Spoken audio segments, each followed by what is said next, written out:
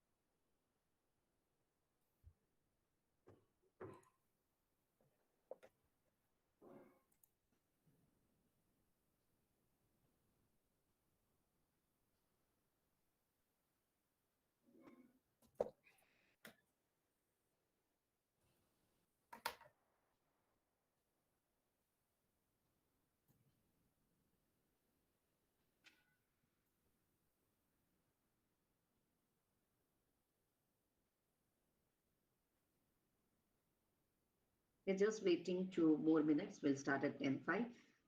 2, 3 guests are not able to join, so we are just helping out. Sharma sir, welcome you. Namaskar.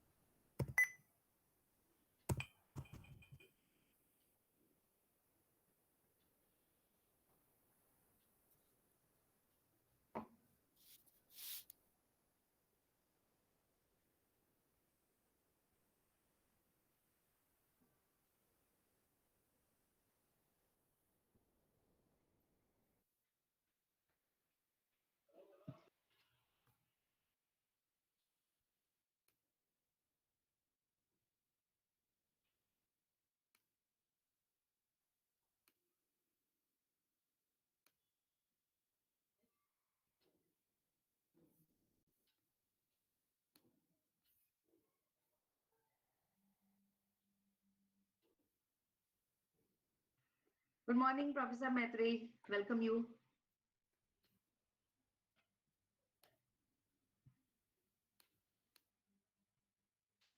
Good morning. Good morning, Professor, sir. and all Good the morning. respected members. Good Are you morning, good to Mr. begin? Sir. Yes. Good morning. Very good morning to all of you. And Ashwi and Mohit, we are good to go. Let us start the program. All right, ma'am. Very good morning, everyone, and welcome to the second day of the 7th International Youth Symposium 2022. Let's initiate the roundtable discussion on achieving sustainable development goals through policy and business interventions. But before we proceed further, I request everyone to gear up for the anthem of our prestigious Gujarat University. Can we have the anthem on the screen, please?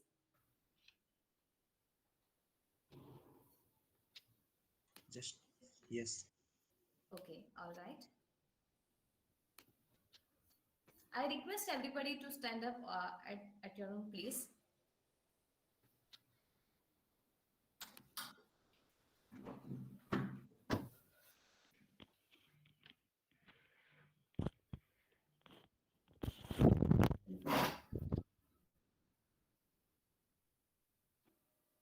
बुद्धियुतो जहातिह उभे सुकृत दुष्कृते तस्माद्योगाय युज्यस्व योगः कर्मसु कौशलम।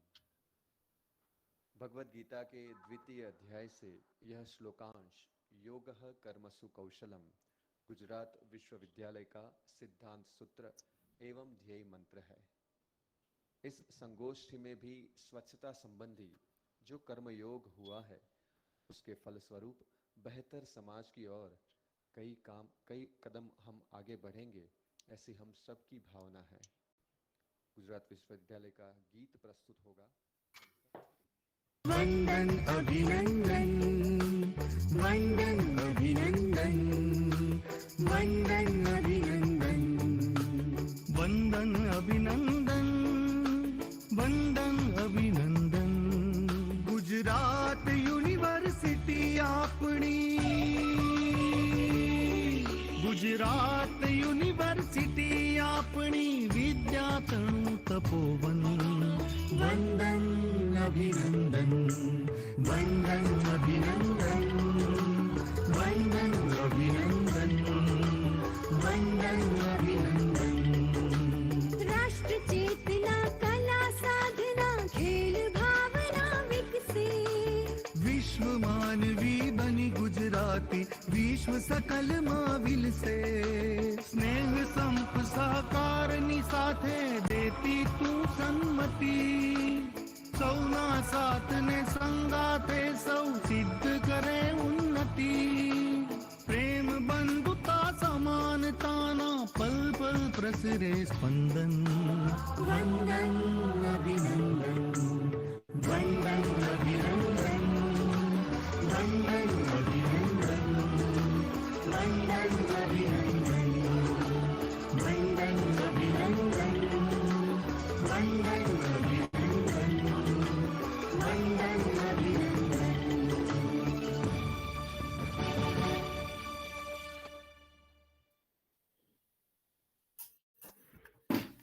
Thank you, and I'm happy to be a part of prestigious Gujarat University, India. So now let's move ahead with following our ritual and then move ahead with the prayer. Can we have the prayer on the screen, please? Just.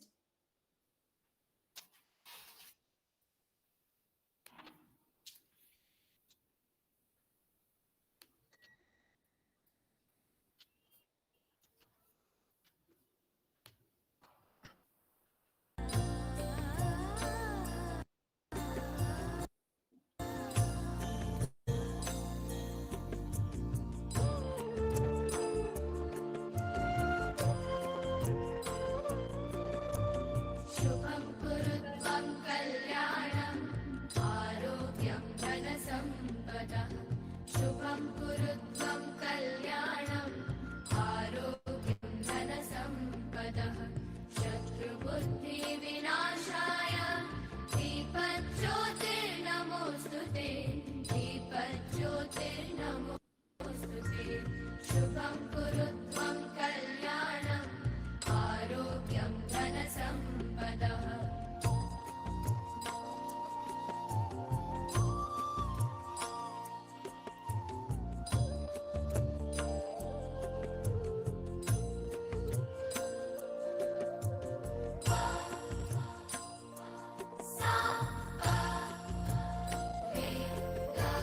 दीपज्योतिर्परब्रह्म, दीपज्योतिर्जनार्दनः, दीपज्योतिर्परब्रह्म, दीपज्योतिर्जनार्दनः। दीपो हरतु मे पापं, सन्ध्यादीपनमोऽस्तु ते। Thank you. So now we are good to go. The best way to predict the future is to create it. The theme of International Youth Symposium is Achieving the Sustainable Development Goals through Policy and Business Interventions. So let us come together and create a sustainable world where a world our needs are met without compromising the ability of future generation to meet their own needs. There are no passengers on spaceship Earth, right? We all are crew. Namaste and a very warm good morning to all the dignitaries, practitioners, professionals, teachers, participants from all across the Gujarat, India, and across the globe who have been able to join us on this roundtable discussion on the theme Achieving Sustainable Development Goals through Public Policy and Business Intervention. I am Aishwi Soni, along with my co-host Mohit Adia, student of Department of Public Policy and Management, BK School of Professional and Management Studies. We would like to take this opportunity to welcome you all to the second day of 7th International Youth Symposium 2022, organized by BK School of Professional and Management Studies, Gujarat University, India. Now, we would like to present a video on life at BK campus and journey of INYS. Can we have the video, please?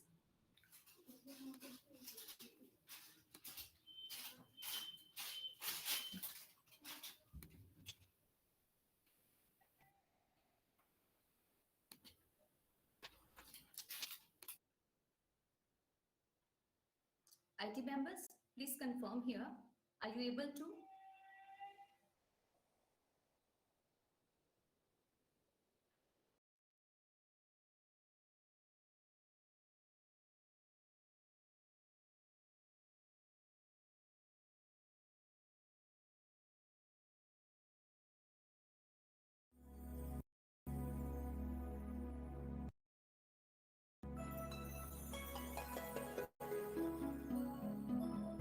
Yoga Karmasu Kaushalam. Meaning, integrating skill in action. This is the motto of the Glory of Gujarat, that is, the Gujarat University. Taken from Srimad Bhagavad Gita, this motto truly amplifies the soul of the university. Shining like the crown of the vibrant state of Gujarat, Gujarat University has been following the path of excellence throughout its glorious journey in providing the best quality higher education.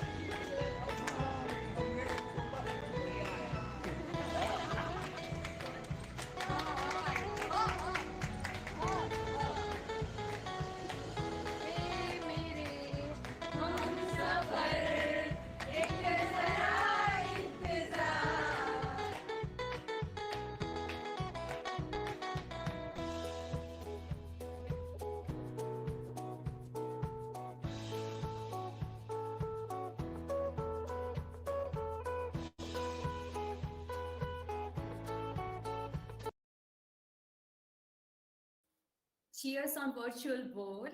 And thank you so much for presenting the beautiful memories of the campus. We all are rising under the leadership of Dr. Neelam Panchal ma'am. So obliged ma'am, and thank you so much.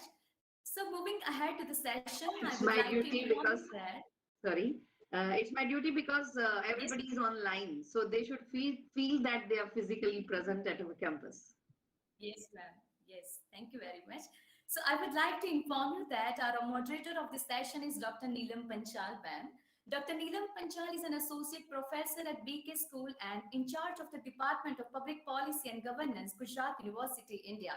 During the course of her career, she has completed the Faculty Development Program in Management from prestigious Indian Institute of Management, Ahmedabad, and Specialized Program and Management Teachers Programs, NTP, and FTPS at IIM Calcutta, IIM Bangalore, IIM Indore, IIM Noida, IIM Gurgaon, to name a few. Dr. Neelam Panchal is the chairman of the Indian Society for Training and Development. Dr. Neelam has worked as a full-time faculty at Institute of Management, Nirma University. She has completed teaching assignment with the Management Development Institute, Murshidabad, Calcutta, Manipur University, Knowledge Consortium of Gujarat, Narmada College Campus, Bharuch, GNFC, Bharuch, UGC HRTC, Hyderabad, Indus University, Parul University, Mata Vaishno Devi University, to name a few. She has conducted employee development, management development, faculty development, and women development programs for executive and middle-level managers of different organizations like Kohler India, GNFC, PI Industries, Classic Hotels, Jindal Industries, Babina Diagnostic, Asian Paints Limited, Kadila, to name a few.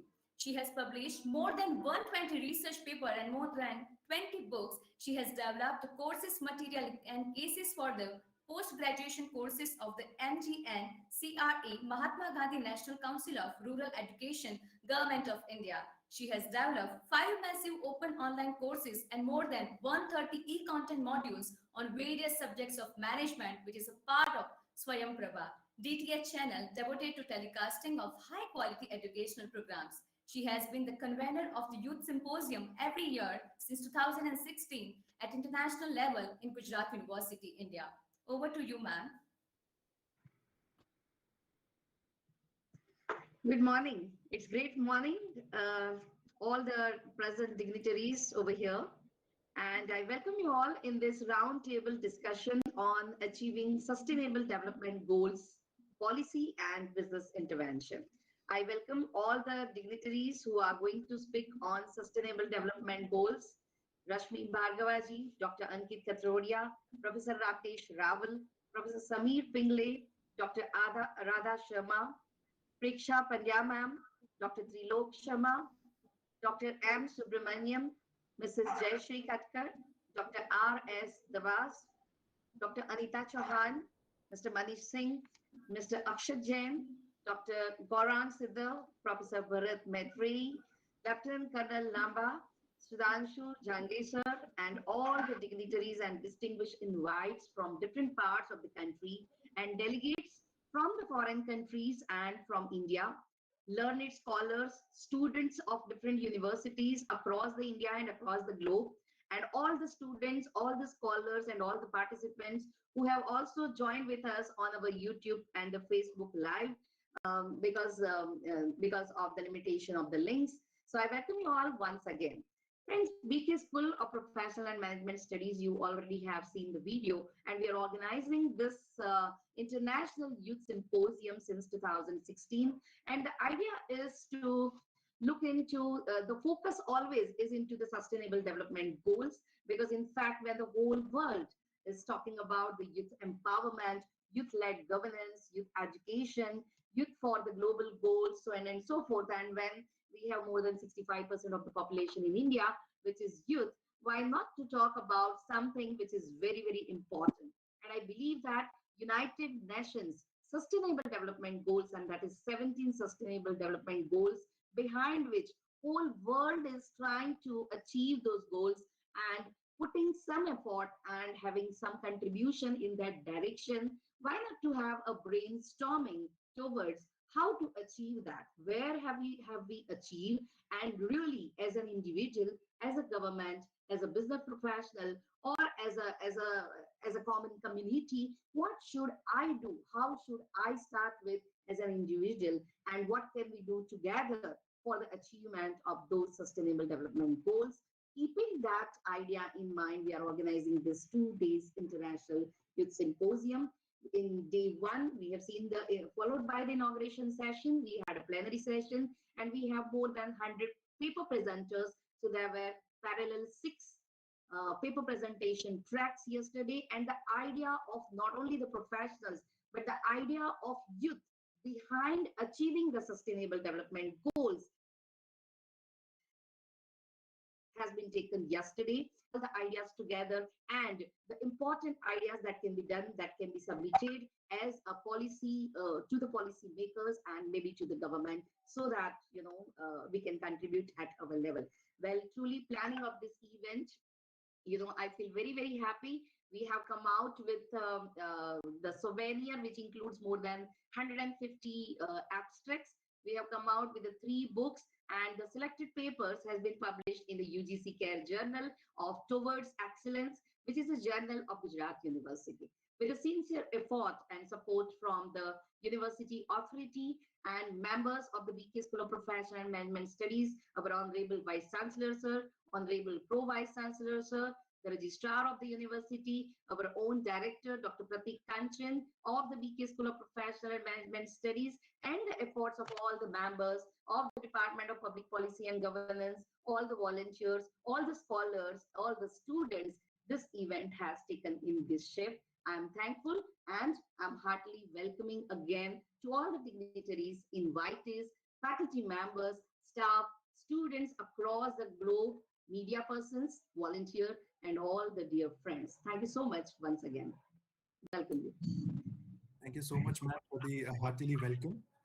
Moving forward to the roundtable discussion, in order to have a fruitful discussion on sustainable development goals, envisioned by the United Nations, we have many speakers in different expertise in different areas. So let me first briefly introduce to our audience the esteemed speakers for the day. Speaking on the first sustainable development goal of no poverty, we have Denovo Rashmi Bhargava ma'am, CEO, Denovo Consulting and ISTD Chairperson, Board of Profession Accreditation and Certificate. Speaking on zero hunger, we have Dr. Ankit Katrodia sir, Senior Lecturer, Faculty of Economic and Management Sciences, School of Management Sciences, Lecturer and Researcher, Northwest University, Makefik, South Africa. Speaking on good health and well-being, we have Professor Rakesh Rawal, Department of Biochemistry and Forensic Science, School of Sciences, Gujarat University. Speaking on quality education, we have Professor Samir Pingle, Associate Dean at SVKM's Nursi Monji Institute of Management Studies, Indore.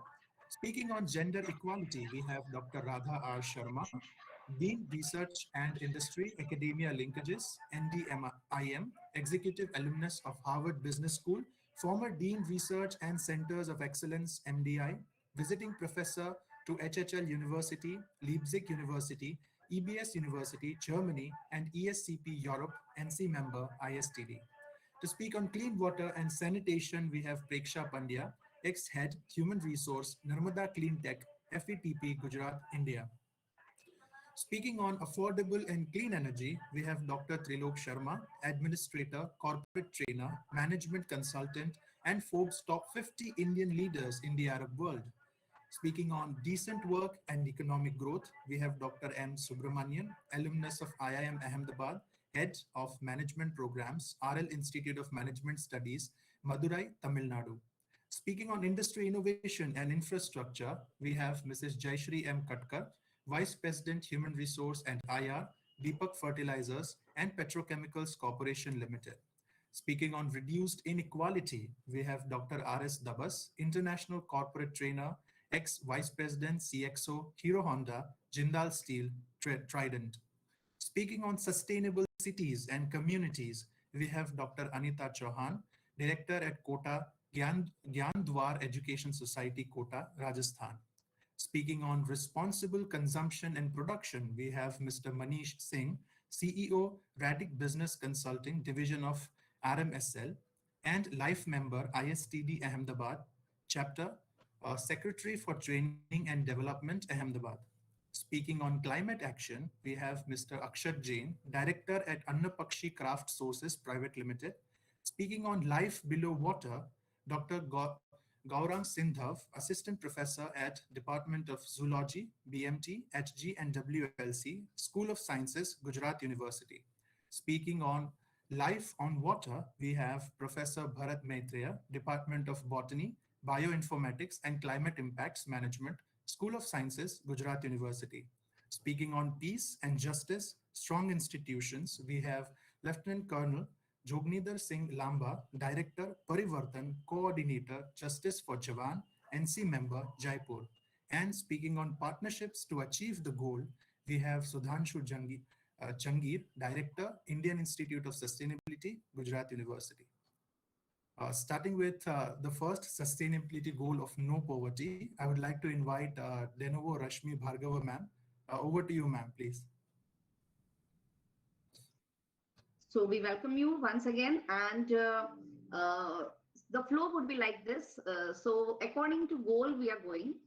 So since there are 17 goals and there are 17 speakers, we will go in sequence goal-wise. So SDG 1 is going to be spoken by Dr. Rashmi, and then followed by the goal-wise, and then we will have a second round when by the question and the discussion can happen.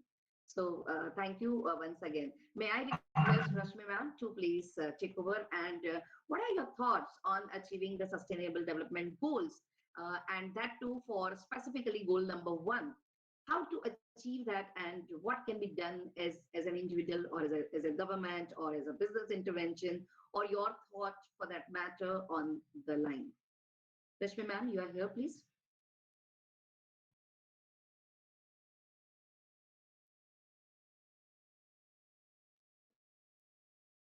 Fine. So meanwhile, Rashmi ma'am can set, we can go to the goal number 2. That is Dr. Ankit Katrodia. Yes, Dr. Nilam Panchal, Professor Dr. Nilam Panchal. Very good morning. I am here. You're not seen. Yeah, please. Thank you. Right. Very good morning. Thank you for providing me this opportunity. And let me start with my point number 2, zero hunger. With your permission, may I share the screen, ma'am? Yes, please.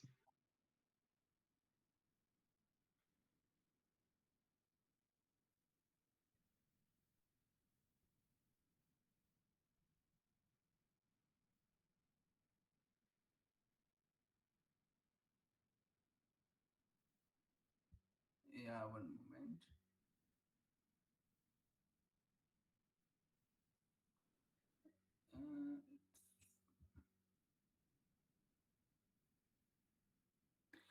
Okay, can you see my screen? Not now, sir. Could you please try? Yes, yes. Yes, sir. It's visible. Right. Thank you so much.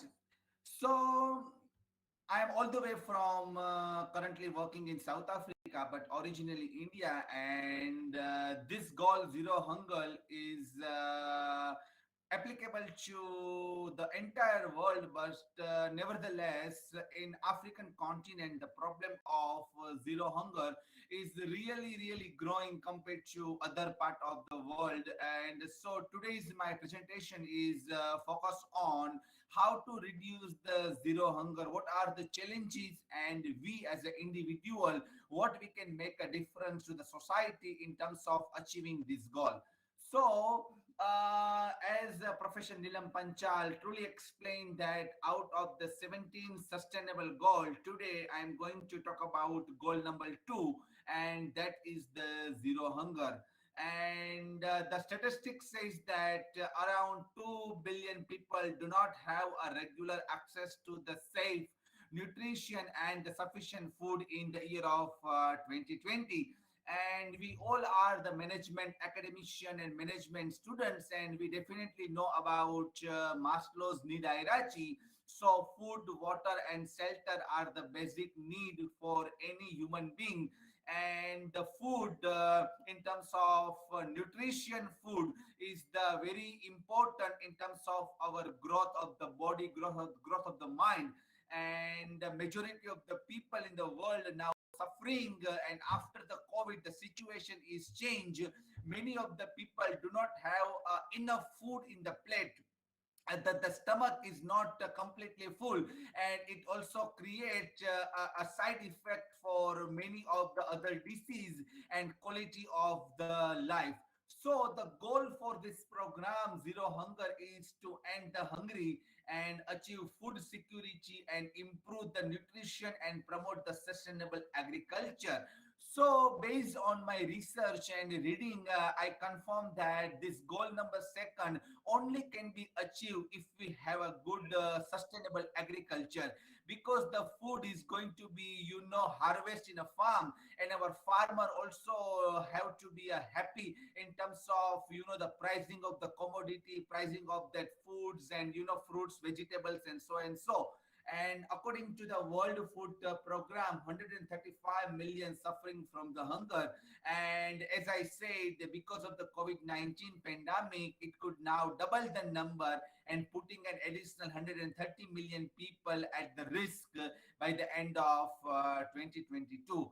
So we need to think very strategically what we can do in terms of reduce the hunger, and how we can do a community service, how we can aware the people about do not waste the food, and that is our role as a good citizenship, as a corporate governors. So these are some of the facts and figures about the hunger. Is that current estimated that are nearly 8.9% of the world population that do not have a nutrition, hygienic and healthy food system.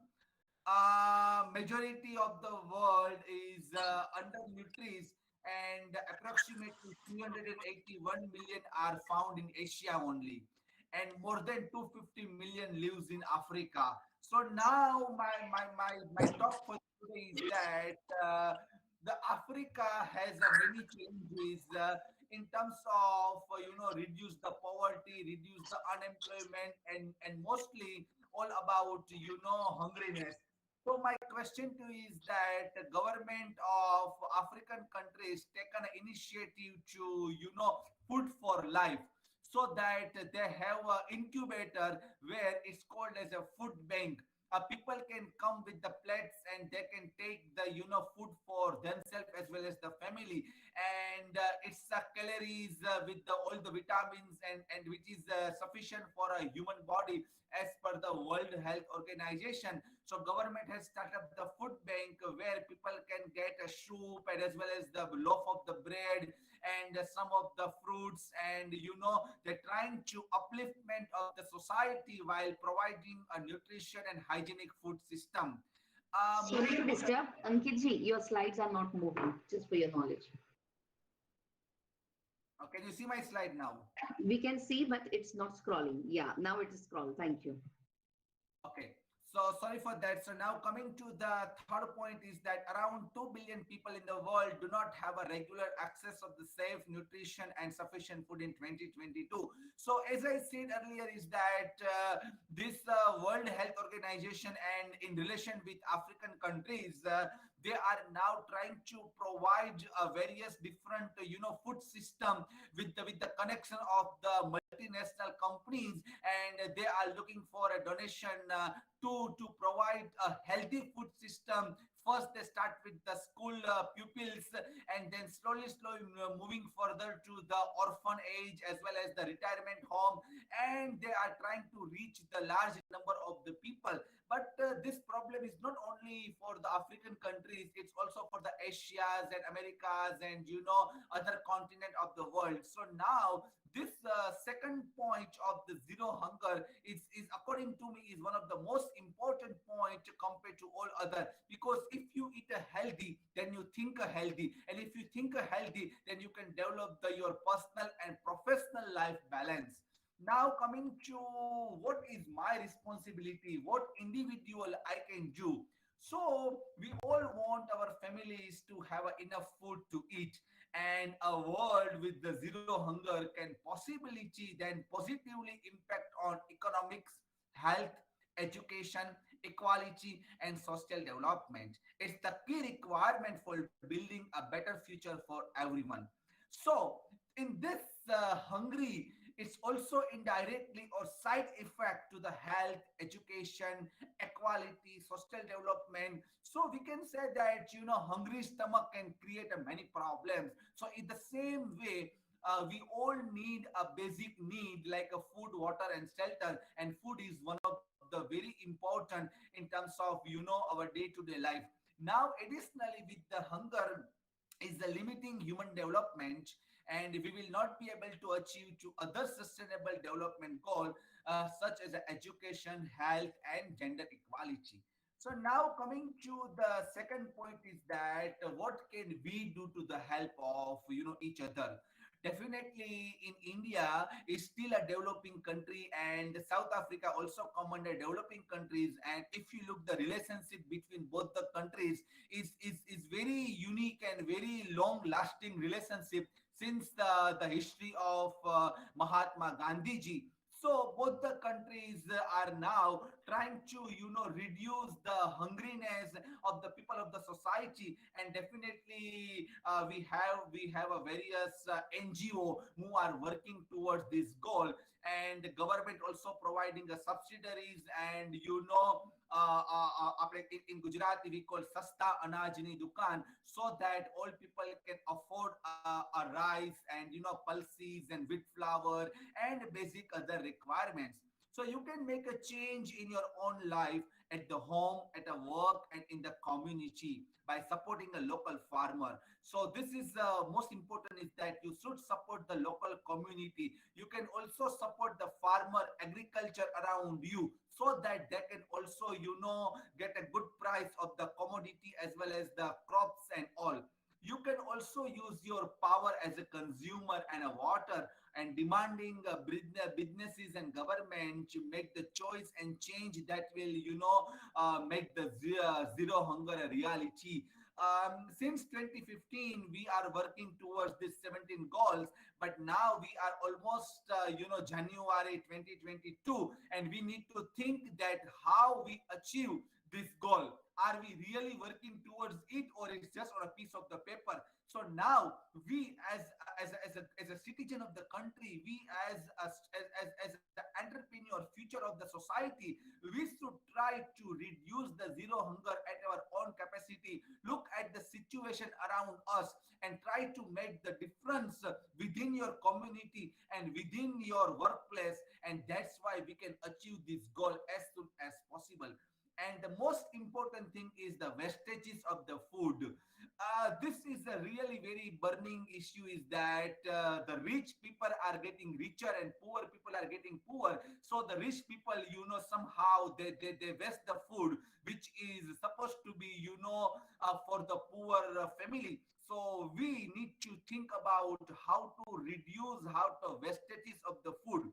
So this was all about my today's 10 minutes presentation about zero hunger, and this topic goes on and on, but we need to think from our own perspective and try to make the difference and to solve this United Nations goal. Once again, thank you so much for opportunity, and I may take any question if you have. Thank you. Wonderful Yeah, presentation. thank you. We'll take up the questions at the end. First of all, we will have finish up the round. So thank you so much, Professor Ankit, for wonderful insights on zero hunger. We will move toward the goal number 1.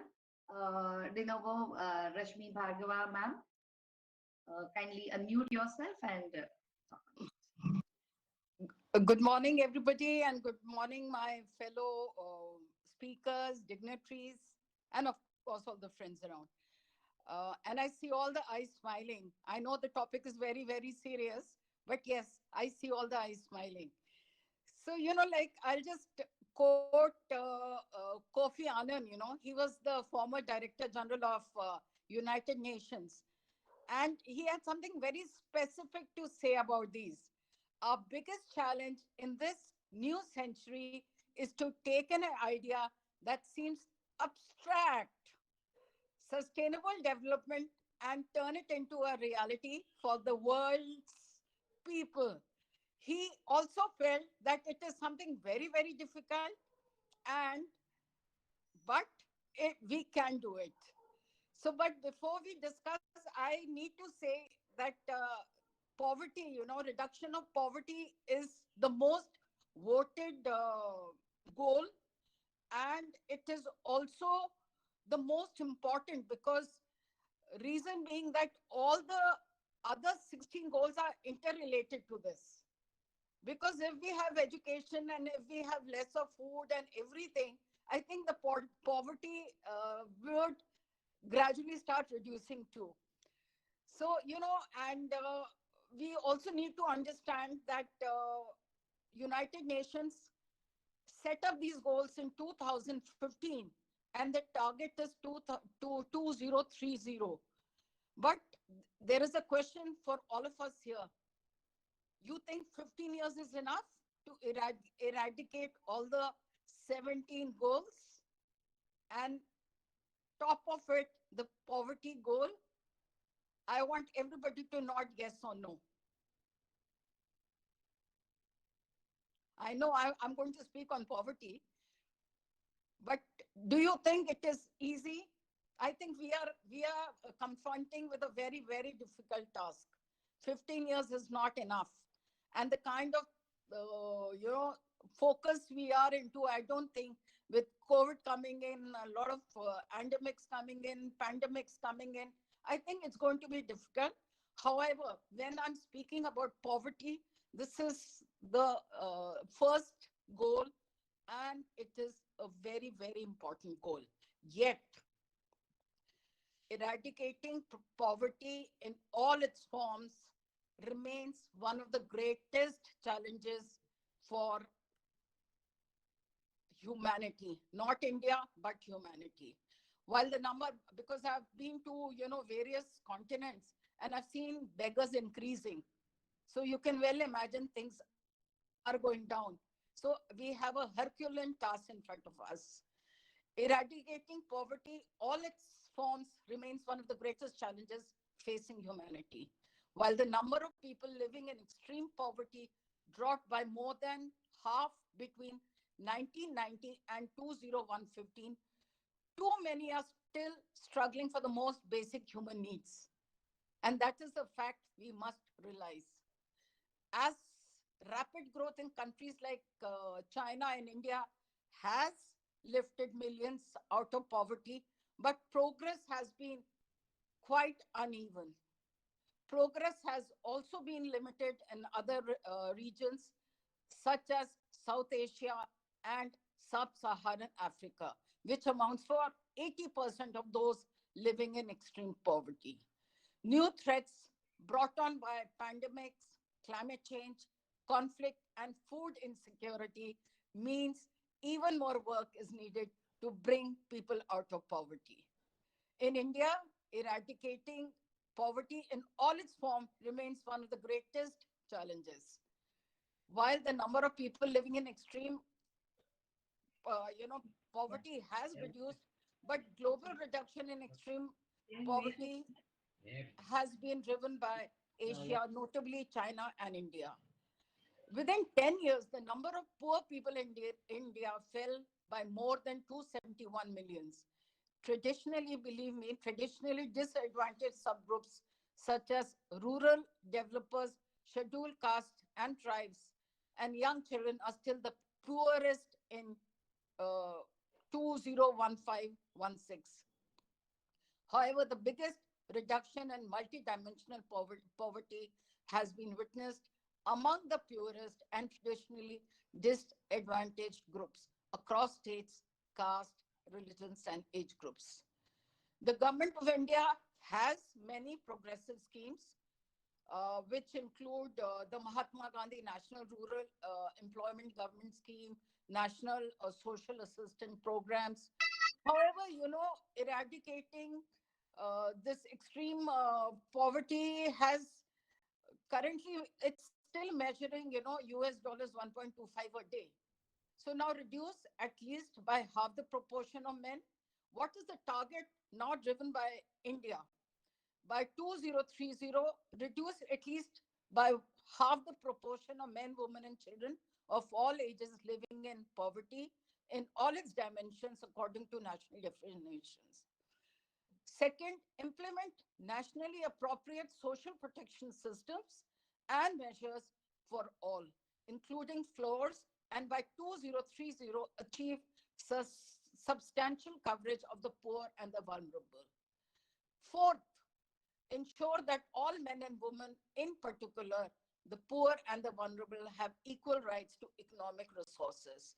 Fifth, build the resilience of the poor and those in vulnerable situations and reduce their exposure and vulnerability to climate-related extreme events and other economic, social, environmental shocks and disasters. And the sixth and most important, create sound policy frameworks at the national, regional, and international levels based on pro, poor, and gender-sensitive development strategies to support accelerated investments in poverty eradication actions. I must tell you that Niti Aayog is instrumental in India to implement all these in collaboration with union ministries and states. And it is the nodal agency for coordinating and monitoring all these 17 goals, including the poverty ones. But God forbid, God help me, God help India, God help the world to eradicate poverty. And I wish everybody a lot of luck for this. All the best. I think I'm over with my 10 minutes. Thank you so much, Rashmi for a wonderful insight. And yes, you rightly pointed out that, it's a very, very difficult task. We all are taking it easy, but in reality, if we want to achieve them, then yes, we all have to join hands, should try to put our efforts and try to do something. Thank you so much, ma'am. We are moving towards goal number 4, Professor Samir Pingle.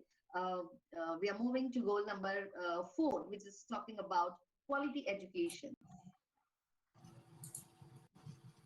Good morning, one and all. I would like to share the screen.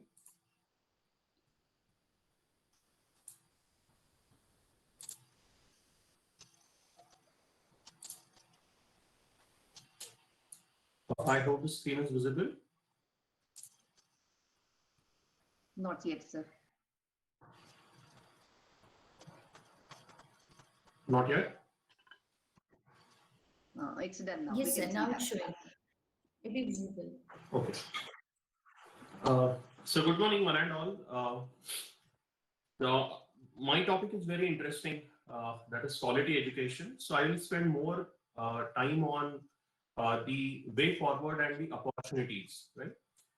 So when we talk about quality education, ensure inclusive and equitable quality education and promote lifelong learning opportunities for all. This is the goal I'm referring to. Now, when it comes to education, one of the most important things about education is it liberates the intellect, and it also unlocks the imagination. And it's very important to have education for self-respect. As we can see, education is very important for prosperity in general, and it also opens up many opportunities for all of us, the individuals, institutions, as well as the countries. Right? And once this happens, then the individual institutions as well as the country progress, right? And it also leads to the healthy society. Uh, it has also been proved time and again that learning always benefits every human being. So, preamble. Education enables upward socio-economic mobility and is a key to escaping poverty. So one thing we need to understand is the goals are related to each other. One goal definitely affects another goal. Uh, Progress has been made in education and school enrollment globally. Right, so you can see the data. I'm not going to read out the numbers, but something very important is in 2020, as the COVID-19 pandemic spread across the globe, majority of countries announced the temporary closure of schools, impacting more than 91%. Hello, sir.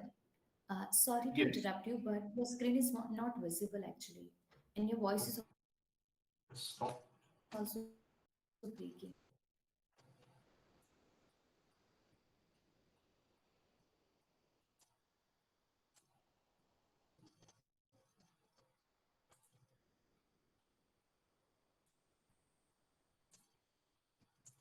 Is it visible now? Not now, sir. We are waiting.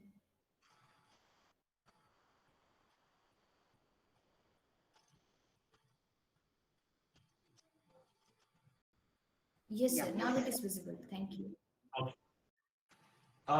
So by April 2020, close to 1.6 billion children and youth were out of school globally, right? And nearly 369 million children who rely on school meals needed to look to other sources for daily nutrition, right? So the globe had never faced such unprecedented situation earlier, so we were not ready for it. The world today has more knowledge than ever before. So we all know that with one click, we have lots of information, and some of us use that information and convert that information into knowledge. Countries have made major strides in increasing access to education. So we all know the way internet has been used globally. When it comes to completion rates in primary school, it was 89.6% in 2016, and 2012 it was 90.7%. So there is a decline at the global level. When you look at gender equality, we find that in developed countries there is more gender equality than the developing countries. So this is also one of the major challenge at the global level. Now, based on these challenges, these targets are set: free primary and secondary education, equal access to education, equal access to affordable technical, vocational, and higher education, increase the number of people with relevant skills, eliminate all discrimination, universal literacy and numeracy, education for sustainable development and global citizenship, build and upgrade inclusive and safe schools, expand higher education scholarship for developing countries, increase the supply of qualified teachers in developing countries, because this is a challenge. Now, when it comes to India, these are some quick facts, right? So about the adult literacy rate, children with special needs are out of school around 34%, 423 million, largest youth population in the world. Right, gross enrollment in higher education is only 25.8%. So these are some facts and figures as far as India is concerned. Now, in India, significant progress has been made in universalizing primary education with improvement in the enrollment and completion rates. The NATE enrollment ratio in primary education for boys and girls was 100%, while at the national level, the youth literacy rate was 94%. Now, I will just like to spend some time on national education policy. There are many initiatives from the central government like Sarva Shiksha Abhiyan. So when it comes to national education policy, the emphasis is on having a single regulator at the central level, right? And common norms to be in place for private and public players. Something very interesting, board exams to be based on knowledge application, not just knowledge, application of knowledge. Home language, mother tongue, and regional language to be medium of instruction up to class 5, because research in India has proved that many dropouts are due to fear of language, that is English. And to large extent, this particular goal will support SDG 4 also. There is lots of emphasis on vocational education. Many schools, colleges, and universities already have started focusing on Indian culture and values. So recently, IIM Ahmedabad has also started Center for Bhagavad Gita. Lots of focus on vocational education, and this will definitely help us achieving helping the SDG 4. So target for NEP is by 2025, at least 50% of learners through the school and higher education system should have exposure to vocational education. And this is also in alignment with Sustainable Development Goal 4, and this will definitely help and benefit our nation. Now, what is the way forward? So when you look at the national education policy, it will definitely help us to support the SDG 4. One of the major barriers pertaining to SDG 4 is a gap between funding requirement and existing funding, right? And to large extent, national education policy also addresses this particular aspect. It's very important that we have a student-centric approach to learning, not teacher-centric approach, right? Teacher learning is very important. We know that even top educational institutes, teachers do not learn from each other. So we'll have to do away with that. Certification programs will definitely help. This may not be the end, but this might be the starting point. So we have Coursera, edX, SWAYAM. There are many platforms available. Collaboration with private sector involving parents, especially in the school education. So as of now, the involvement of parents is just making projects for their kids. That is not the case. So it should be the bottom of planning. Learning attitude, and especially as we see in management and any other professional education, the focus is on placement and not on learning. So how to develop the learning attitude. Involvement of the top government officials is very, very important. Investment in content development. We already started that particular in terms of NPTEL, SWAYAM, all these platforms. Impact bonds, where we are inviting investment from the private investors and focusing on outcome-based funding, bringing in educational innovation using artificial intelligence and machine learning, so that, you, for example, on the application is detecting the early dropouts, right? So there are many things. So I'm just highlighting some of the things which we can do as an individual and as a country. So that's it from my side. Thank you so much.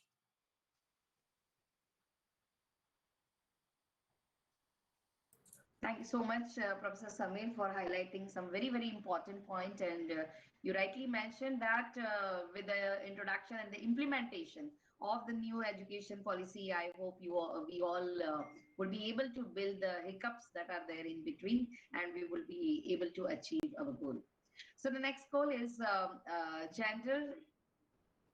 So we have Professor Radha Sharma over here for the next goal. Thank you, Dr. Panchal. A very good morning to one and all. At the outset, I would like to express my gratitude to the authorities of Gujarat University, in particular Dr. Panchal, for the invite.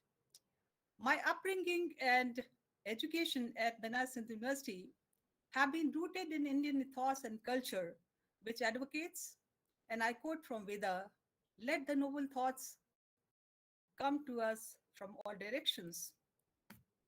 Therefore, as a researcher and as an ambassador of gender diversity in organizations, and as an elected representative at large at Academy of Management, the world's largest professional body with over 17,000 members from over 100 countries, I deem it to be an honor and a privilege to get this opportunity to share my thoughts with this august audience on the Sustainable Development Goal 5, that is gender equality.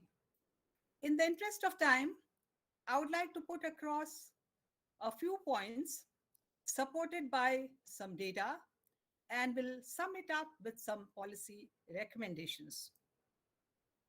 My first point relates to Gender Inequality Index. And as we are all aware, the progress towards gender equality target is assessed by 3 indicators, and these are: number 1, reproductive health; which is measured by maternal mortality ratio and adolescent birth rates.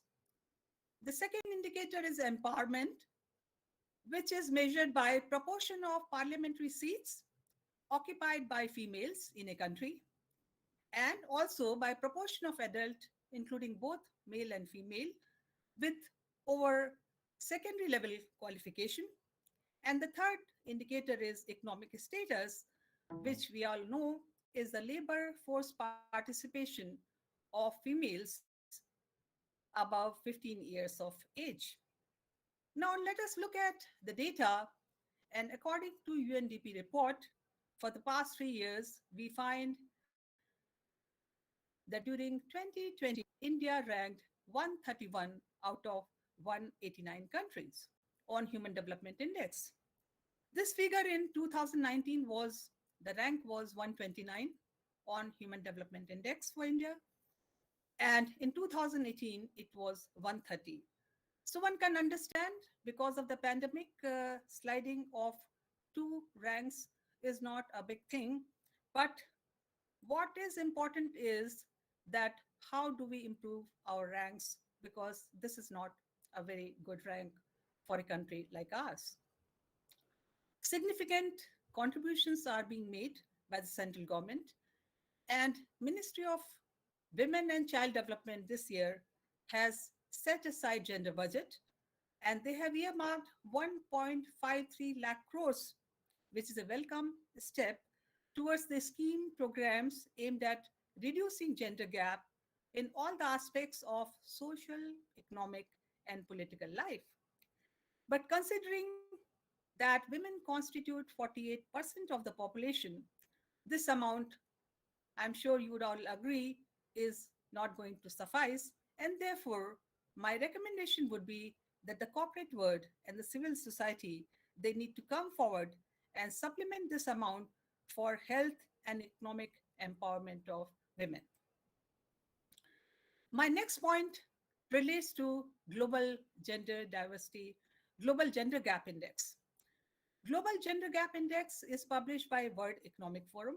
I have been researching in this field, and I have published book chapters, and I'm part of a global project which we completed during the past 3 years. Now, according to Global Gender Gap Index, there are 4 dimensions on which countries are ranked. These are economic participation and opportunity, educational attainment, health and survival, and political empowerment.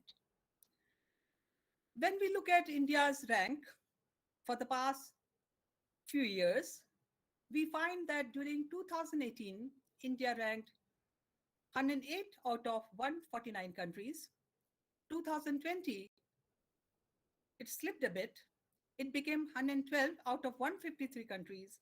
And in 2021, just in a year, India has slided down 28 points, and currently in 2021, the rank is 140 out of 156 countries. And there are only 2 countries behind us in South Asia, which are Pakistan and Afghanistan. So there is a lot to be done. And in fact, my further recommendations, policy recommendations, will be with regard to this, how to bridge the gender gap. So we find that a lot of good work is being done. A number of schemes have been introduced by central government for girls and women, which are focused on socially and economically backward sections of the society. And some of these are very well known, and I'm very proud of these. Beti Bachao and Beti Padhao. In fact, I spoke during a seminar on that. Sukanya Samriddhi Yojana, Balika scheme for incentive to girls' education, incentive for girl education of girl child, in 18. And apart from these schemes which are meant for girls, there are schemes for women which relate to microfinance and also working women's hostel. There are many more schemes which is not on gender issues. I started working, I gave up in between, and I again started working on a large scale, have done a couple of projects nationally and internationally. As I shared with you, I'm part of a global group on gender diversity in organizations, and the situation is not typical to India, it is across the globe. So we as a group, we are trying to do our bit to contribute to this field. So based on my research, as I said, there is need for policies to protect the professional interest of women who join the world of work, but they drop out due to many challenges. And I would like to draw the attention of this audience to a concept which I have developed and worked on, published in a category journal, which is gender equity. While our constitution guarantees gender equality to all, but we find that due to gender bias, stereotypes, and covert discrimination, and frustration of not being able to realize their potential or to be able to rise to the corporate ladder, many of the women, they drop out. And it's not just that I'm saying, it's based on data.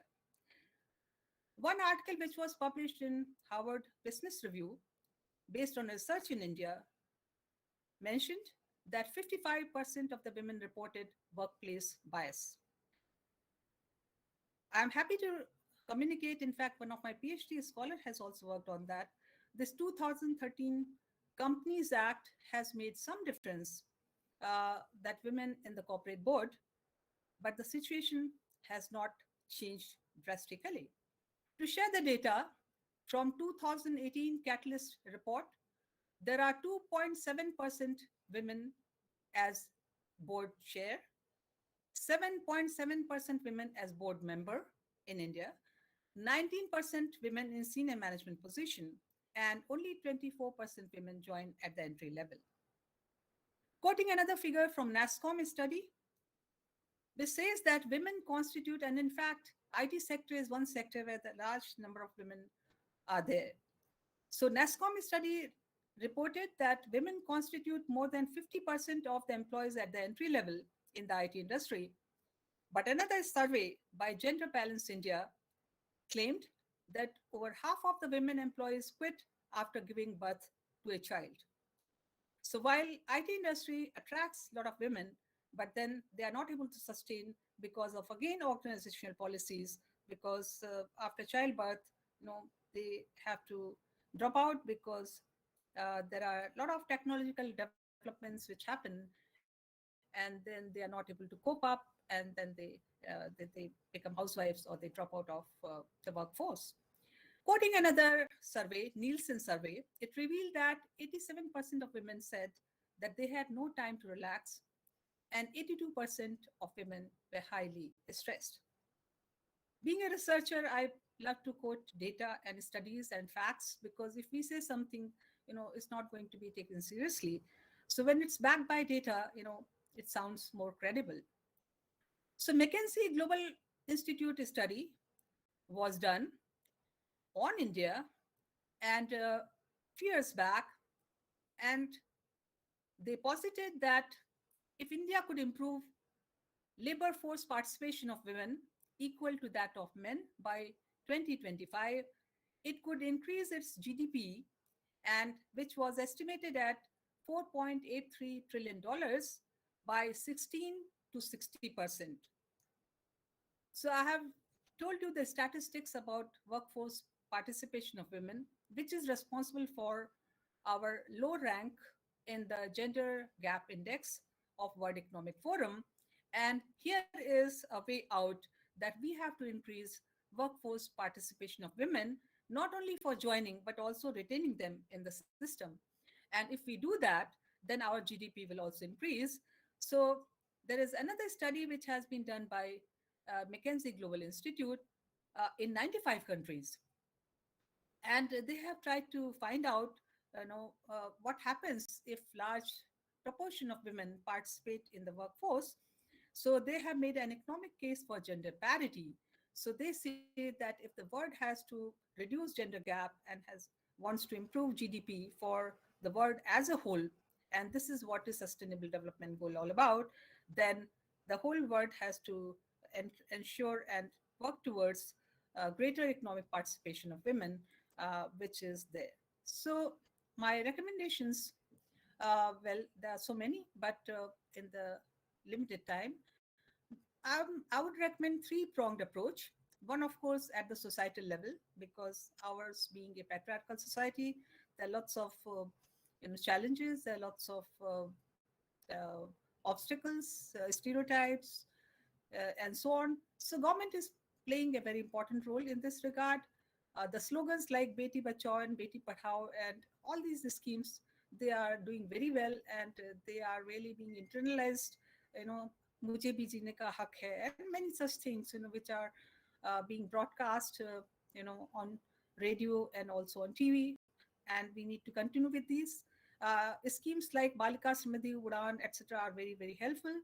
And we need to do more in this direction, not only at the village level or at the thing, but also in urban areas, because urban educated women do not participate in the workforce. They think participating in the workforce is an economic necessity, but I think it's not economic necessity, it's economic empowerment, and also taking the country forward and improving its GDP. The second set of recommendations relate to legislations. So I'll just take 2 minutes and finish. So legislations, Companies Act, it has been very good. POSH Act has been introduced, which is again very, very good. So increase in age, which has been recently done by the government, legislation about that is very good, so that if girls are not married, then they will receive education. There is another study which has revealed that if there are more than one woman on the board, corporate board, then it's going to have its impact on financial performance. So I would recommend, again, as a policy recommendation, that the government may think of coming up with a legislation where corporates have more than one woman, because then they have the strength, and if there are more women in the management, then they would be able to come up with policies which will help other women come up in the organization. So that gender discrimination could be prevented. So my third set of recommendations would be organization level. And as I mentioned, that gender equity policies need to be very important. Organizations get away without, caring for talented women. They are set aside. They are not given their due. And as I said, that many of them, there's data, there are lots of studies which have been done by lots of organizations that women drop out because they feel frustrated because they don't get their due. So gender equity policies and how it could be done, I have developed a scale to measure gender equity at the workplace. It has been published also based on PhD level work also. A couple of my PhD scholars have worked on it. And practices. So what is gender equity policies? These need to be implemented in recruitment, promotion, training, posting, etc. Also, some other studies that I have done, organizational support is very important at different life stages of women. For example, at the time of marriage, at the time of childbirth, some companies, progressive companies in India are doing that. They are getting the women back into the workforce by providing them some bridge training or bridge course, or bridging the talent that they would have missed during that period. And they're not being discriminated. In fact, I've worked abroad, and in many countries, they have got very gender sensitive policies.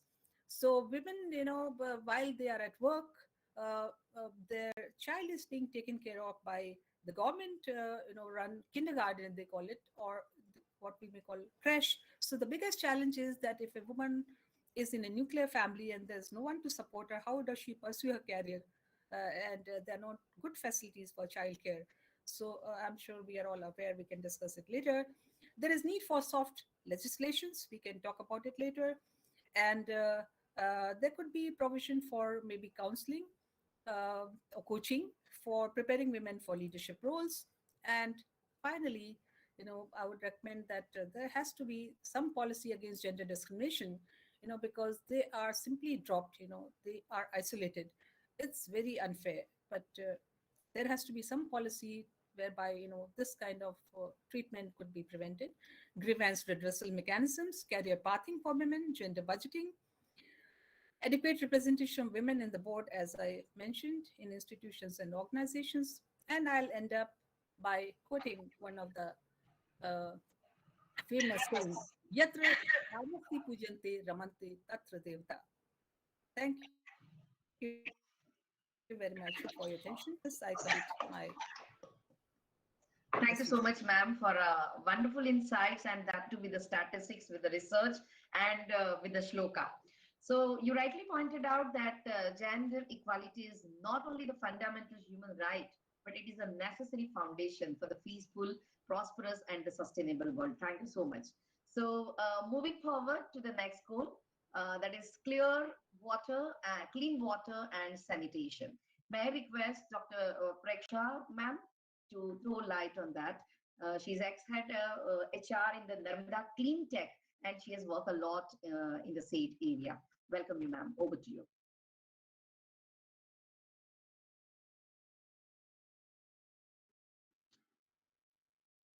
Preksha ji, you are here? Sorry, Yes. my voice was muted. Yes. Yeah. Okay. Thanks, Dr. Neelam. And good morning and namaste to all the dignitaries, members and the audience.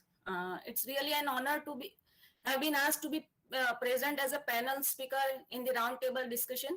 I really like to convey my gratitude towards the BK School of Management and Dr. Neelam Panchal. Thank you a lot. As the topic is given, clean water and sanitization, the policy and business intervention. So I would like to, as I've worked a lot on water sanitization in the industry, I would like to share the experience and my journey. So let me ask the first, what has changed so drastically is that we have to start thinking about about sustainable development goals. What has changed in the past few decades that scientists across the world have raised their voice for the sustaining the human race and the earth? The first question that arises in my mind is that how did this situation arise where we need to think about water sanitization? Data says fresh water makes up under 3% of all water on earth, and nearly 65% of this is drinkable water tied up in glaciers, rivers, streams, lakes, and dams that hold fresh water contain only 1% of potable water, while groundwater account for 0.3%. Isn't it shocking? Why is water sanitization such a vital question in the current economic situation? As we are all aware, Punjab, it is called as the cancer capital of India. In year 2013, there were at least 90 cancer patients every 100,000 population in Punjab.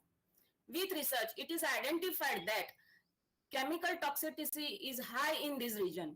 It was observed by PPCB, Punjab Pollution Control Board, that factories are dumping effluent directly into the groundwater and without any treatment, which has resulted in groundwater contamination, causing increase in cancer disease in Punjab.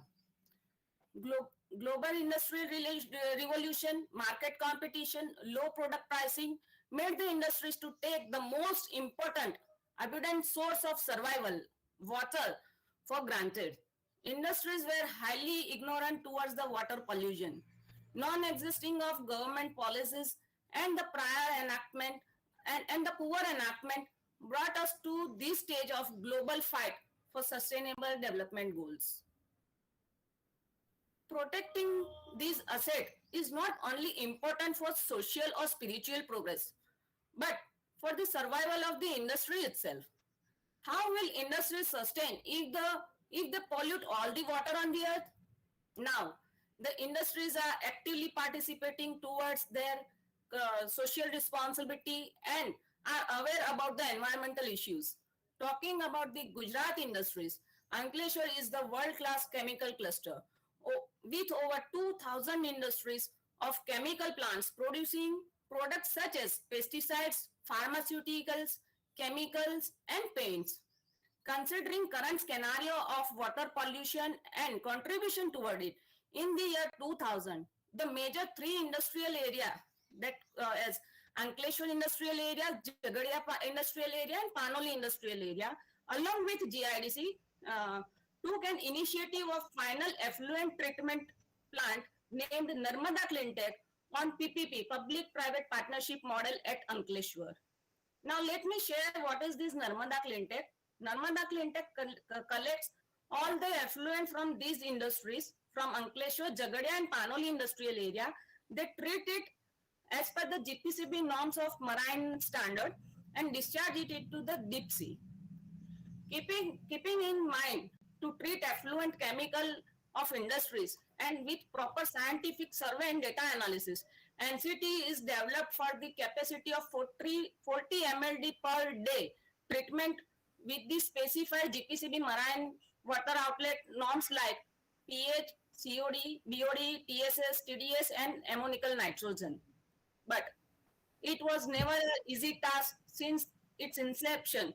It was always very difficult for NCT to meet its desired outcome. In year 2016, I got an opportunity to serve this noble cause and was appointed there as a head HR. When I joined, I realized that NCT has a huge responsibility on its shoulder. Not only water or effluent treatment, but running the 200 crores a day industry without any interruptions. A single day closure may lead to losses of 200 crores a day. It's not a small thing.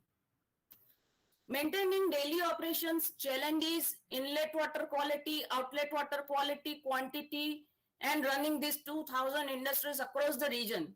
A huge pressure was there on our head from industries, from GPCB, from politicians, from NGT, from environmentalists and nearby locality and so on. It was never an easy task. Challenges were on its own height with lot of pressure. So how we overcame the challenges? If I had to categorize, there were mainly three challenges I recognized. The first is within NCT, within the organization. The second is from the member industries, the Ankleshwar, Jagadia and Panoli industries. And the third is the government bodies like GPCB, GRDC and NGT. So how we worked all together and how we serve the purpose of water sanitization, water treatment and saving the life of marine, save the marine life. So coming this, I would say that out of these three major challenges, the second challenge from the industries was one of the very crucial, critical and most difficult to go through. So first I would like to share what were the challenges within NCT, within the Narmada Cleantech.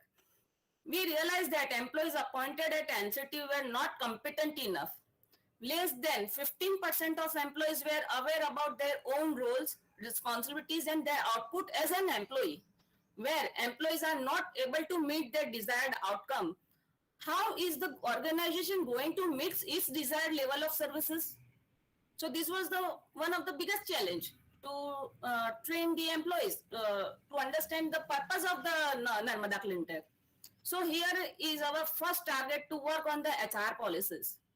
We introduced a transparent performance management system with defining job description for each employee and each positions, counseling of each and every single employee, training, informal quarterly performance check, half-yearly formal performance reviews, and again identifying their improvements and providing them trainings on the identified gaps with specific needs of technical, functional, and behavioral. Now, after 1 year of this exercise, our 85% of employees were competent enough to meet the desired outcome of the NCT and its purpose. Parallelly, we also worked on the operational policy level for the industries who are the members of Narmada Cleantech. We specially recruited team for monitoring, and a very special training was given to this team and QC team, quality check team. We created various SOPs, increased monitoring level, water discharge from industries, continually sharing the water quality and quantity data to industries as well as GPCB. We also installed various live digital displays at NCT gate entry, within the estate region and on the website, so everyone can be aware of water quality and quantity received and discharged. A single person, whether he's an employee, a contractor or visitor or any government from any government body, was been able to see the digital display when he enters into the Narmada Cleantech gate. This has a psychological impact very high, as even an employee from stores or accounts who now are talking about water quality and quantity, which was out of the subject from them previously. So this is what the awareness level was being developed as a policy or as a strategy. These work effectively and positively in the minds of employees of NCT as well as the member industries and GPCB officials. GPCB also supported and took hard actions on the industries. We, along with GPCB and GIDC officials, have various meetings with Ankleshwar Industrial Area, Jagadia Industrial Area, and Panoli Industrial Areas presidents to meet the targets and outlet inlet water norms. We did lot of work on policy level and implemented it strictly. Industry started taking their in-house actions like having their own setup of UTP and MEE multiple effect evaporate system for their water discharge quality and quantity. Finally, a day came when for the first time since inception of NCT in year 2018, we made the desired purpose of NCT. For the first time in the history, our outlet water discharge quantity and quality met with the GPCB marine water norms. All that became possible with efforts of teamwork of NCT employees, teamwork of NCT, GPCB, and all these three industrial areas, Ankleshwar, Jagadia, and Panoli. With the experience, we can understand that with teamwork, we can achieve sustainable development goals. Yet there are many opportunities with us to work on it, especially on potable water and groundwater levels. To conclude, it is very obvious that sustainable development goal is not a one-person responsibility. Individuals, organizations, industries, government, and other responsible bodies must come together and fulfill their individual roles for the same.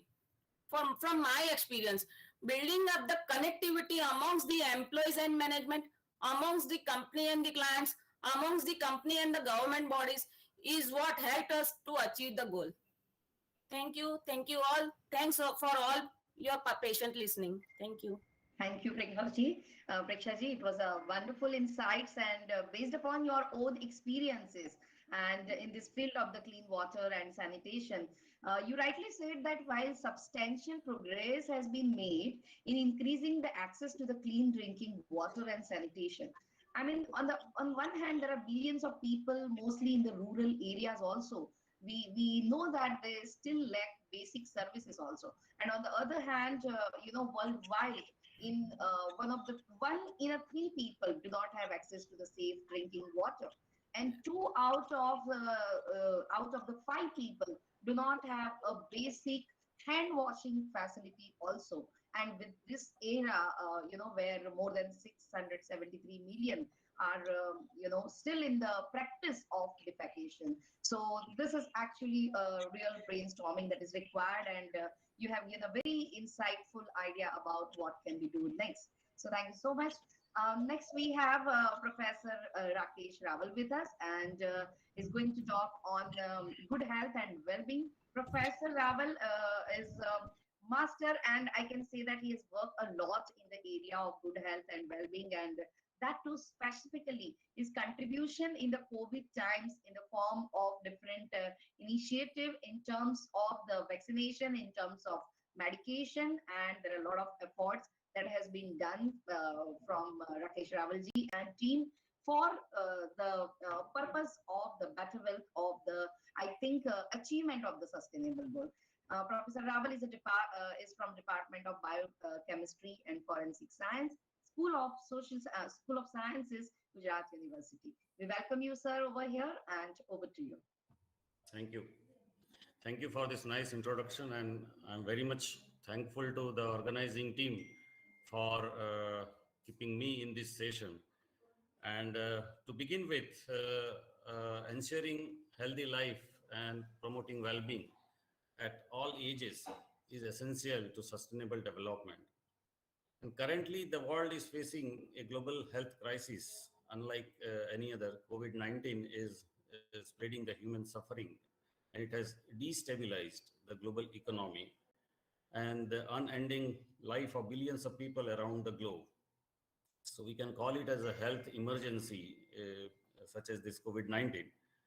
It poses a global risk and have shown the critical need for preparedness.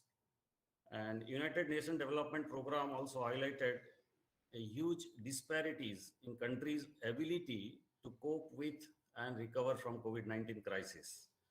And the pandemic, it provides a watershed moment for health emergencies preparedness and for investment in the critical 21st century public services. So if we see before COVID-19 situation, we made progress in many health areas and possibly in tuberculosis, child health, maternal health, HIV, and various immunization programs. And due to this pandemic situation, I think in the last 1.5 to 2 years, it has interrupted many of these ongoing programs. And it has interrupted the childhood immunization programs in and around 70 countries. And the healthcare disruption, it reversed possibly our decades effort, what we have achieved. And what is the presumption is that hundreds of thousands of additional child death under the age of 5 is expected in say next 1 to 2 years. And it is also expected that the illness and death from the communicable diseases is likely to spike from around 50 to 100%. And that includes diseases like malaria in sub-Saharan African and some of the Southeast Asian countries. So if we look at the availability of essential healthcare services, I think less than half of the global population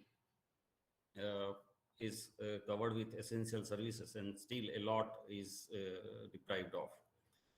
So it has been estimated that this study was done somewhere in 2018, that 6.2 million children and adolescents under the age of 15, they died mostly from the preventable diseases. And of these, around 5.3 million, it occurs in the first 5 years.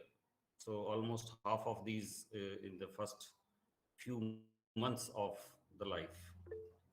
So despite determined global progress, increasing of child death in the African and Asian countries, 4 out of 5 deaths of children under the age of 5 occurs in this region. So I think that is the irony.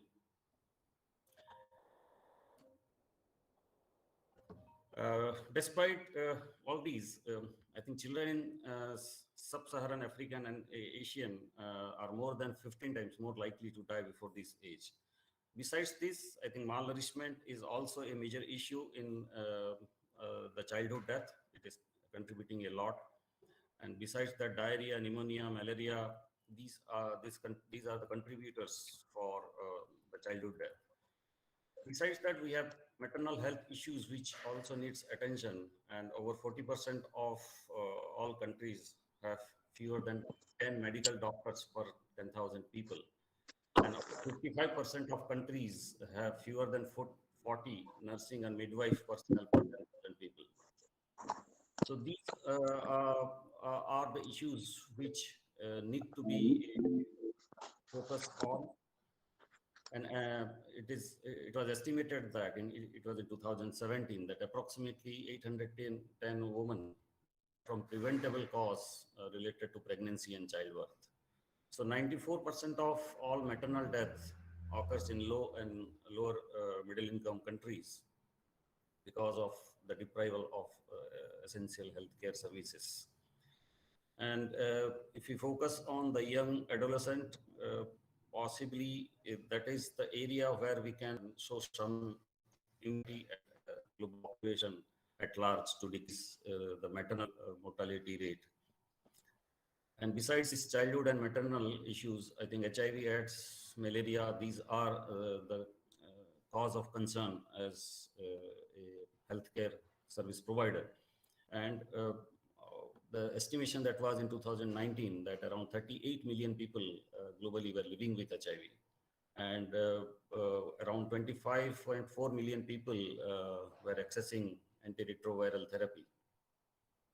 And 1.7 million people, they are newly infected, right? So if you look at those areas, possibly this is not the issue, but the patients with HIV, they are more susceptible to tuberculosis. So you will find more number of tuberculosis patients in patients who are harboring HIV as well. And over 6.2 million malarial deaths have been reported between 2000 to 2015. So vector-borne disease is also an area of concern. So our research and the resources should be focused on these preventable cause of diseases, and which are specifically in the third world countries. And besides this, in the current pandemic, we learned that if we can have a better immunomodulator, possibly it can save better lives. And that's why possibly India was fortunate enough, because we have a large archive of Ayurvedic system of medicine, which helped us a lot. Now, again, for the sustainability of these phyto or herbal formulation needs a targeted approach for plantation of selected herbs, because we are a large population to cater, and to cater that possibly we need to have a sustainable development in the medicinal herbs. So focused approach and a scientific approach rather in this will definitely give us a global prominence, at least in the preventable disease form, where we can give a chemopreventive regime, which can be from our ancient Ayurvedic system of medicine. And if we can come out with many such scientifically proven therapies, we can be a global power in sustainable health. Thank you. Thank you so much, sir, for a wonderful insight based upon your own experience, your own research. You rightly said that ensuring health lives and promoting well-being at all ages, it is very essential, and that too in this COVID times. We all have seen, or we all have faced actually the global health crisis, unlikely any other COVID-19 that has happened any time, spreading human suffering, destabilizing the global economy, and we all upend the lives of the billions of the people around the globe. Thank you so much, sir, for your wonderful insights and your suggestions and contribution, and thanks for joining with us. So the next goal we have with us is a affordable and a clean energy, and we have here Dr. Sharma with us for the same. Over to you, Dr. Sharma. Thank you very much, Ma'am Panchal. And thank you once again for giving this opportunity to be with the August gathering here. The goal 7 is very important, because there is no development without fueling the engine of growth. And if I quote the UN General Secretary, Mr. Ban Ki-moon, energy is the golden thread that connects economic growth, social equity, and environmental sustainability. With access to energy, people can study, go to university, get a job, and start a business, as well as reach their full potential. So this quotation is really very significant, and we can see that without energy, many other things cannot be performed properly. And because of that, the UN has decided this goal to ensure access to affordable, reliable, sustainable, and modern energy for all. As we all know, the targets are very clear. By 2030, ensure universal access to affordable, reliable, and modern energy services. Facts which are, really bothering all of us. If we talk, 13% of the global population still lacks access to modern electricity. We are sitting in 2022 and we are talking about the targets to be achieved by 2030. And as of now, 13% people over the globe are still lacking the access to electricity. Forget about other resources. 3 billion people, that is one third of the total world population. 3 billion people rely on wood, coal, charcoal, or animal waste for cooking and heating. This is the present scenario. Moreover, energy is the dominant contributor to climate change. According to one research, this is accounting for around 60% of total global greenhouse gas emission. So targets are one hand, and on the other hand, there are some challenges which we have to face, which we have to, resolve in a way that we can achieve these targets at least to some extent and make the world more comfortable for all.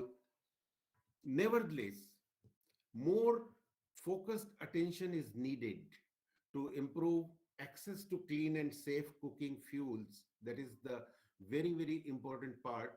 If we talk about Indian government has taken so many steps, and India is projected to be a significant contributor to the rise in global energy demand, around 1/4 of the total.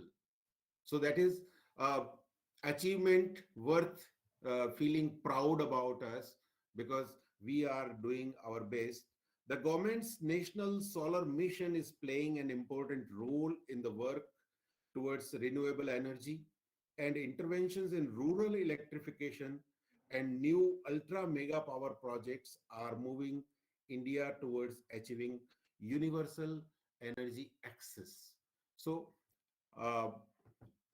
this effort is also, quite visible in our ranking. If we talk about the ranking, our country is also doing a lot of efforts to make significant progress towards achieving this goal. Since 2019, India's overall score across SDGs has gone up from 60 to 66 in 2021. So that is really a good news for all of us. And we hope we will be able to achieve. These data I have got from the official release of Niti Aayog, India. Now, looking into the COVID situation, energy plays a vital role. Lack of access to energy may hamper efforts to contain COVID-19 across many parts of the world. Energy services are key to preventing disease and fighting pandemics. From powering healthcare facilities and supplying water for essential hygiene to enabling communications and IT services that connect people while maintaining social distances.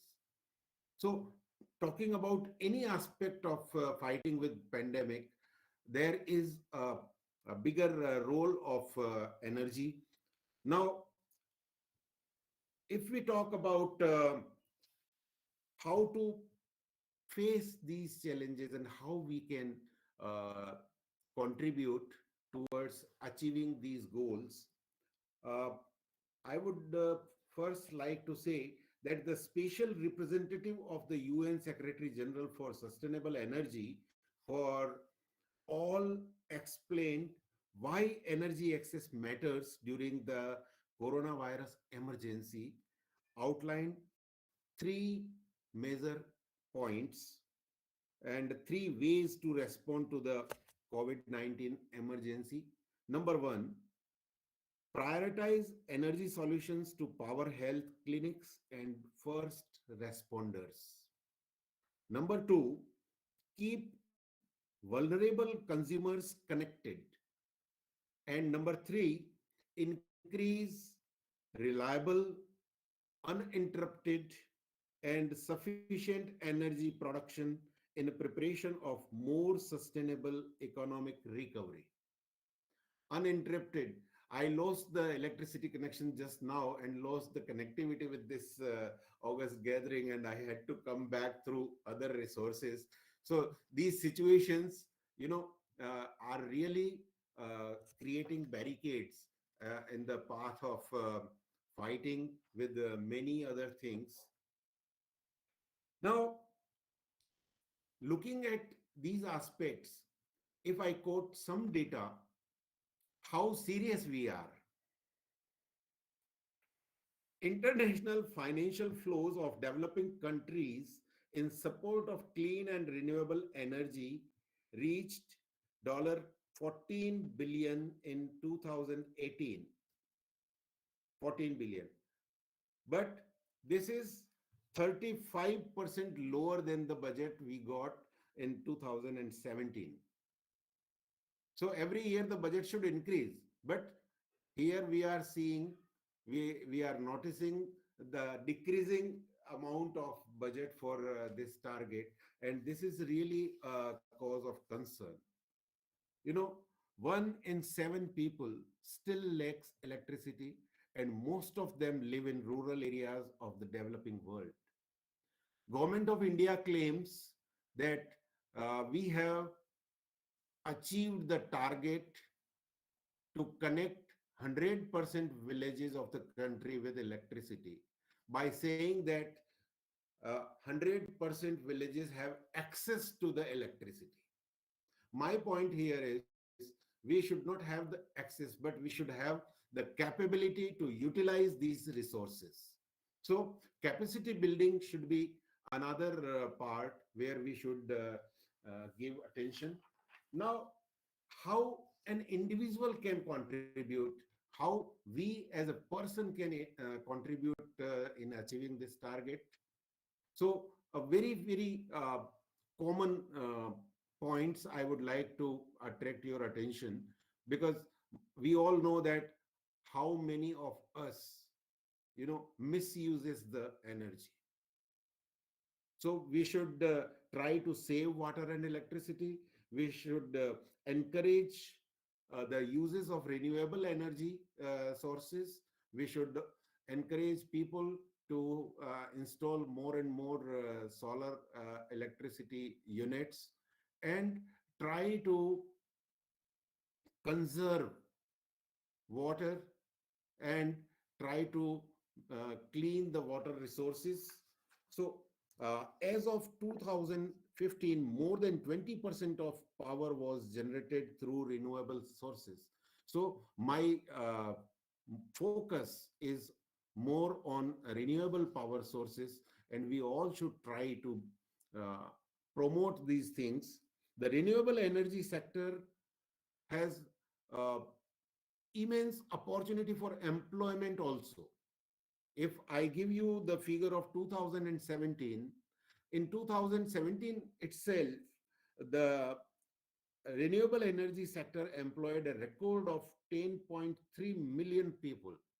So it is not only about getting the target of clean energy, it is also creating the opportunities for employment, and we should definitely do it, expanding infrastructure and upgrading technologies to provide clean and more efficient energy in all countries will definitely encourage growth and help the environment to support the mankind.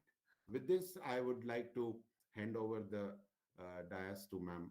Thank you very much for giving me this opportunity once again. Thanks a lot. Thank you, Dr. Sharma. It was really a great insight. And you rightly said that, energy is very important and the world is making progress in this direction in goal number 7. Thank you so much for your wonderful insight.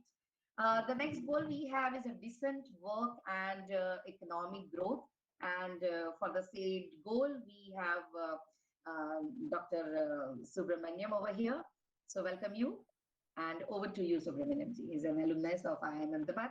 We're very happy to have you here. Thank you. Thank you. Thank you, Dr. Neelam, and thank you, other speakers. Everybody has well said the pitch for playing decently. I was thrilled and amazed by the data and information shared by all my previous speakers. And I am sure that Neelam, all the other remaining speakers also will definitely enhance the session's visibility and acceptance across the participants. So you should be fortunate enough to have these kind of sessions. Not many institutions are taking up the SDG very seriously. I'm happy that your institution has taken it up. So first, congratulations to you, Neelam and team, and thank you all my co-speakers and participants. You should be fortunate enough you are getting introduced to SDG today, Sustainable Development Goal. That too, I take this initiative as a part of Principles of Responsible Management Education, PRME. The conference, I take it in the form. It is a PRME part, Principles of Responsible Management Education. So kudos to Dr. Neelam for being a torchbearer for this Principles of Responsible Management Education. So thank you all the co-speakers, wonderful pitch. And my goal today is to talk on goal number 8, decent work and economic growth. So this platform itself is a clear indication of decent work and economic growth. Definitely, we know that across the globe, we have some setback in the economic growth. That is understandable because of the pandemic. I trust the pandemic is going to be converted as an endemic. Definitely, it is an endemic, not a pandemic hereafter. Many governments have started giving booster dose and we are able to get back to the work, and slowly we are able to recover the economy. That is a positive sign. And when I ask people, what do you mean by the decent work? There is no big, I can say, a definition for decent work. But to me, the decent work refers a safe family, a safe, fairly paid job, a secured job, fulfilling job. That depends on individual, your mind satisfaction. That is what I call as a decent work. If you ask from business perspective, what is a decent work to be given? Businesses, when they use the natural resource very wisely and very, very logically and sensibly, that is again a responsive, decent work for the society as a whole. No one is excluded. That is what the basic philosophy of this particular decent work and economic growth philosophy. No one is left. By 2030, we all feel that there should be full employment in India. In India, at least specifically, we aim at full employment. Definitely, we're expecting a fair income, a security in the workforce, workplace wherever we work, a social protection for family. That is more important, right? We talk about work-life balance. A decent work includes work-life balance a lot, and social protection for family is one of the key components. And not only that, a better prospects for the personal development as an individual. How I develop myself is also equally important. Only when I develop myself, I'll be able to contribute to society a lot. So personal development and social integration. So these are all the what I can say thrust area for this particular decent work definition. What we talk about. Basically, this particular goal focuses on promotes inclusive and sustainable economic growth, employment for all. That is what. But the question is, during this kind of crisis situation, how do we ensure every government across the world is doing their best, or every state in India, if you take, they're doing their best, starting from alphabet A, Assam, till the alphabet T, Tripura, whatever you call it, the states are in territory, they're doing the best in supporting their citizen for social integration, protecting the family by financial means, giving better health care. They're doing it.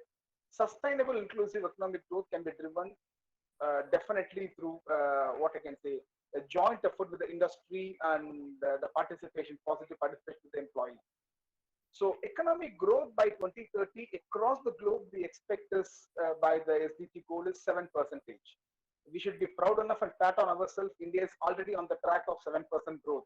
All time, we are one of the few countries which give positive growth rate. We are on 7% economic growth rate. When the GDP grows by 1%, I trust we all know about it. 1% growth in GDP is equal to creating 1 million job offers. 1 million. When we grow by 7% approximately, that means we'll be able to get 7 million job offers. There is approximately 70 to 80 lakh of new jobs we'll be able to create. So India is a land of potential for freshers as well as seasoned people, and we are known as the service hub of the world. So 7% growth rate when the world expects by 2030, we are already there on the goal.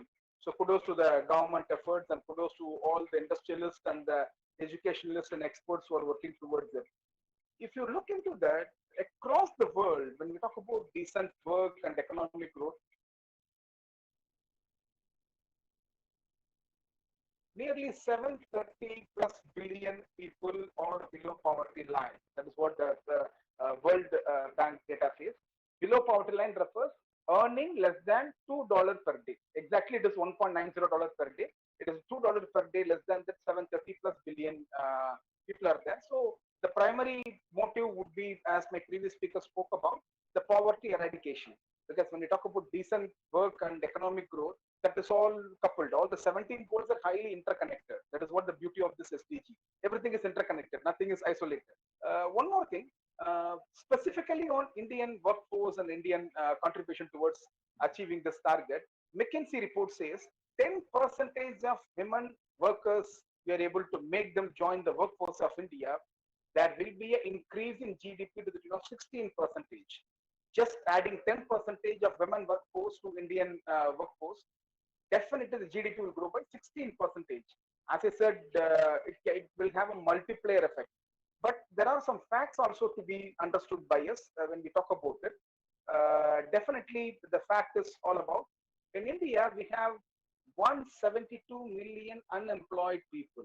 That is also a concern for us. As per the United Nations report, in India, there are 172 million unemployed people. Out of it, 71 million are youth, young, below 24 years old. That is what UN says. So for that, how to fill the gap? What government is doing? NSDC, National Skill Development Corporation, is there. They are providing ample opportunities of training and creating a separate platform for MSME, micro, small, medium enterprise. They're creating a platform.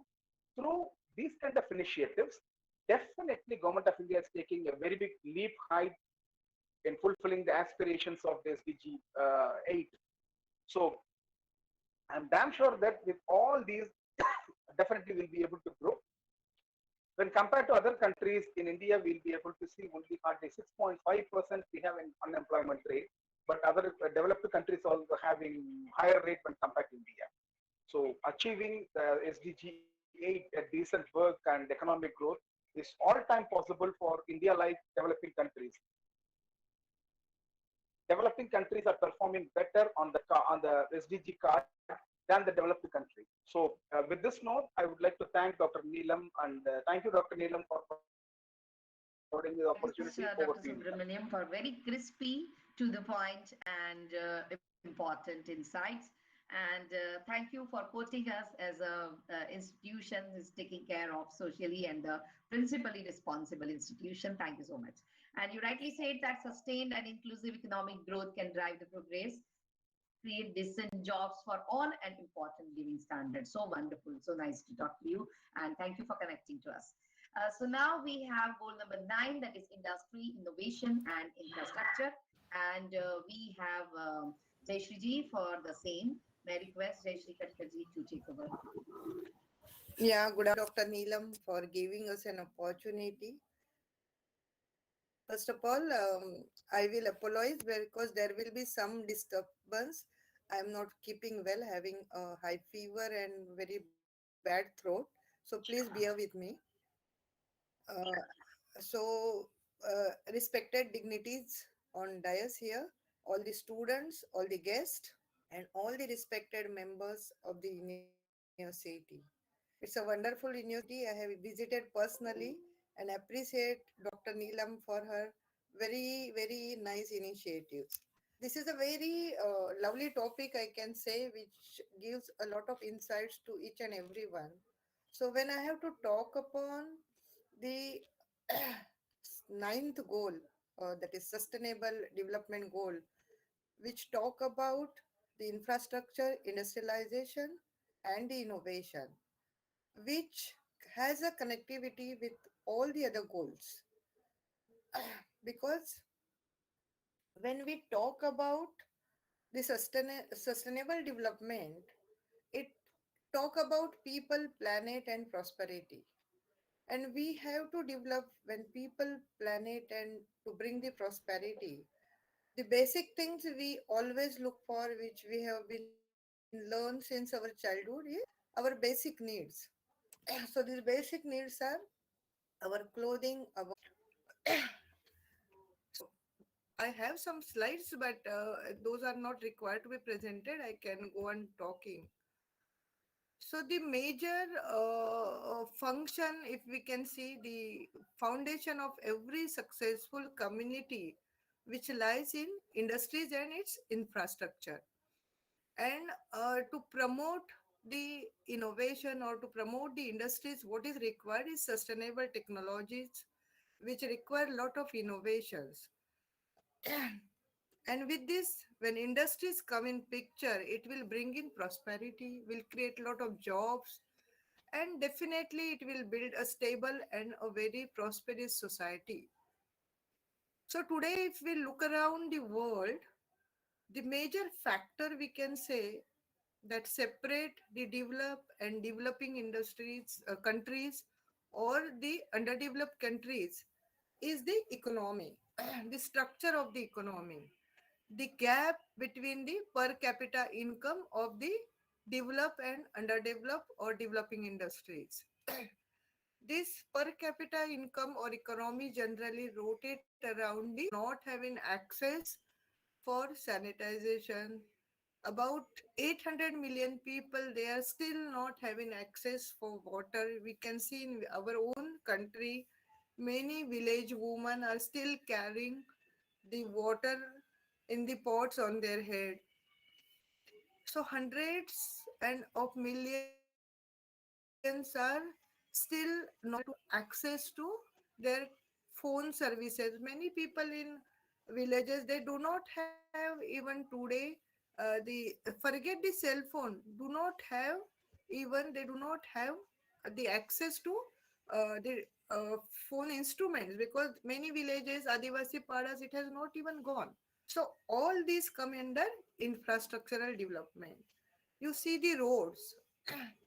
Last few years, we can say our few national highways have become very good. But still, we are required to develop in a very, very better way. Because if your roads are not connected, you cannot connect with whole country, you cannot connect with your own community, your people. So to develop the infrastructure like your roads, canals, your water facilities, telephones, all these require industrialization. And when we talk about industrialization, to come up with the global industrialization or even the domestic industrialization, lot of innovation is required. Without that, industries cannot foster.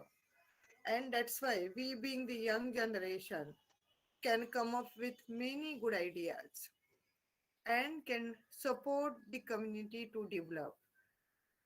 We have different kind of industry. Earlier, we were knowing only few industries which were manufacturing, uh, textile industries, chemical industries. Somebody talk on the chemical industries in Gujarat area. So we were talking on industrialization.